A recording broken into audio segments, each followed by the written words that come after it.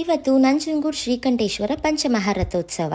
ಇದು ನಮ್ಮನೆ ದೇವರಾಗಿರೋದ್ರಿಂದ ದೇವರ ನೈವೇದ್ಯಕ್ಕೆ ಹಲಸಿನ ಹಣ್ಣಿನಿಂದ ಕೇಸರಿ ಬಾತ್ನ ಮಾಡ್ತಾ ಇದ್ದೀನಿ. ಒಂದ್ ಮಿಕ್ಸರ್ ಜಾರ್ಗೆ ಹಲಸಿನ ಹಣ್ಣನ್ನ ಹಾಕಿ ನೀರ್ ಹಾಕ್ದೇನೆ ಗ್ರೈಂಡ್ ಮಾಡಿ ಎತ್ತಿಟ್ಕೊಳ್ತಾ ಇದ್ದೀನಿ. ನಂತರ ಕಡಾಯಿಗೆ ಸ್ವಲ್ಪ ತುಪ್ಪ ಹಾಕಿ ಅರ್ಧ ಕಪ್ ಅಷ್ಟು ರವೆ ಹಾಕಿ ರವೆ ಎಲ್ಲ ಚೆನ್ನಾಗಿ ಘಮ ಬರೋವರೆಗೂ ಅದನ್ನ ಹುರಿದು ಎತ್ತಿಟ್ಕೊಳ್ತಾ ಇದ್ದೀನಿ. ನಂತರ ಅದೇ ಕಡಾಯಿಗೆ 1/4 ಕಪ್ ತುಪ್ಪ ಹಾಕಿ ರುಬ್ಬಿಟ್ಕೊಂಡಿರುವಂತ ಹಲಸಿನ ಹಣ್ಣಿನ ಪೇಸ್ಟ್ ಹಾಕಿ 1-2 ರಿಂದ 3 ನಿಮಿಷ ಚೆನ್ನಾಗಿ ಕುಕ್ ಮಾಡ್ಕೊಂಡು ಸಣ್ಣದಾಗಿ ಕಟ್ ಮಾಡ್ಕೊಂಡಿರುವಂತ ಹಲಸಿನ ಹಣ್ಣನ್ನ ಹಾಕಿ ಮತ್ತೆ ಕುಕ್ ಮಾಡಿ 1.5 ಕಪ್ ಅಷ್ಟು ನೀರ್ ಹಾಕಿ 1-2 ರಿಂದ 3 ನಿಮಿಷ ಕುದಿಯೋದಕ್ಕೆ ಬಿಡಬೇಕು. ನೀರ್ ಕುದಿಯುವಾಗ ರವೆ ಹಾಕಿ ಗಂಟಾಗದೆ ಇರೋ ಹಾಗೆ ಅದನ್ನ ಚೆನ್ನಾಗಿ ಮಿಕ್ಸ್ ಮಾಡಿ 1/4 ಕಪ್ ಅಷ್ಟು ಸಕ್ಕರೆ ಹಾಕಿ ಮಿಕ್ಸ್ ಮಾಡ್ಕೊಂಡು ಸಕ್ಕರೆ ಎಲ್ಲ ಚೆನ್ನಾಗಿ ಕರ್ಗಿದ ನಂತರ ಇದಕ್ಕೆ ಒಂದ್ ಸ್ವಲ್ಪ ಏಲಕ್ಕಿ ಪುಡಿ, ನೀರಲ್ಲೇ ನೆನೆಸಿರುವಂತಹ ಕೇಸರಿ ಹಾಕಿ ಮಿಕ್ಸ್ ಮಾಡ್ಕೊಂಡು ಲಾಸ್ಟ್ ಅಲ್ಲಿ ತುಪ್ಪದಲ್ಲಿ ಹುರಿದಿರುವಂತಹ ಗೋಡಂಬಿ ಹಾಗೆ ದ್ರಾಕ್ಷಿನ ಹಾಕಿ ಮತ್ತೆ ಮಿಕ್ಸ್ ಮಾಡ್ಕೊಂಡ್ರೆ ಹಲಸಿನ ಹಣ್ಣಿನ ಕೇಸರಿ ಬಾತ್ ರೆಡಿ ಆಗುತ್ತೆ. ಇನ್ನ ಆಗ್ಲೇ ಹೇಳ್ದಾಗೆ ಇವತ್ತು ಶ್ರೀಕಂಠೇಶ್ವರ ಪಂಚಮಹಾ ರಥೋತ್ಸವ ಇರೋದ್ರಿಂದ ದೇವರಿಗೆ ದೀಪ ಹಚ್ಚಿ ನೈವೇದ್ಯನ ಇಡಬೇಕಿತ್ತು. ಅದಕ್ಕೋಸ್ಕರ ನಾನಿಲ್ಲಿ ನಕ್ಷತ್ರ ಪೂಜಾ ಆಯಿಲ್ ನ ಯೂಸ್ ಮಾಡ್ತಾ ಇದ್ದೀನಿ. ಇದು ತುಂಬಾನೇ ಸ್ಪೆಷಲ್ ಆಯಿಲ್ ಅಂತಾನೆ ಹೇಳ್ಬೋದು. ಯಾಕಂತ ಹೇಳಿದ್ರೆ ಇದರಲ್ಲಿ 5 ಎಣ್ಣೆಗಳ ದೈವಿಕ ಮಿಶ್ರಣ ಆಗಿರುತ್ತೆ.